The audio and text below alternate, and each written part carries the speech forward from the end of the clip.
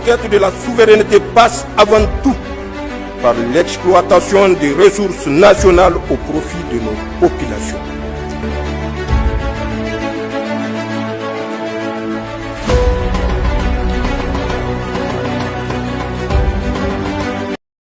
Face à un contexte diplomatique de plus en plus tendu, le Sahel central franchit un nouveau cap. Le Niger, le Mali et le Burkina Faso, réunis au sein de l'Alliance des États du Sahel, décident de durcir leur position vis-à-vis des États-Unis. Désormais, les ressortissants américains ne peuvent plus obtenir de visa pour accéder au territoire de ces trois pays d'Afrique de l'Ouest.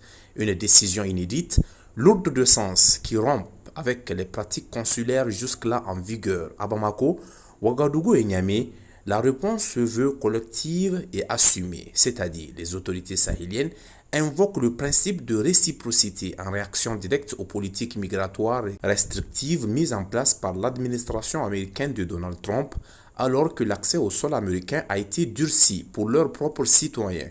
Les États membres de l'AES choisissent de répondre par une mesure équivalente, estimant ne plus avoir accepté un traitement à sens unique. Cette riposte concertée marque une nouvelle étape dans la stratégie diplomatique du bloc sahélien.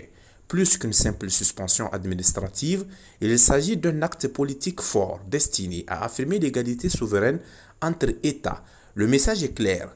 La circulation internationale doit reposer sur le respect mutuel et la réciprocité, sans privilège automatique lié à l'origine du passeport.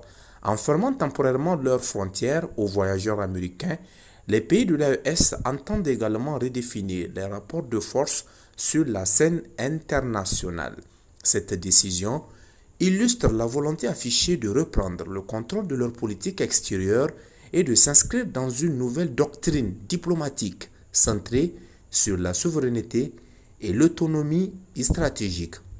Pour les ressortissants des États-Unis, les portes du Sahel se ferment donc jusqu'à nouvel ordre. Une situation qui met en lumière la confrontation entre la vision America First défendue par Washington et la quête affirmée de dignité diplomatique portée par l'Alliance des États du Sahel. En toile de fond, c'est l'érosion progressive des avantages historiquement associés aux passeports occidentaux dans la région qui se confirme.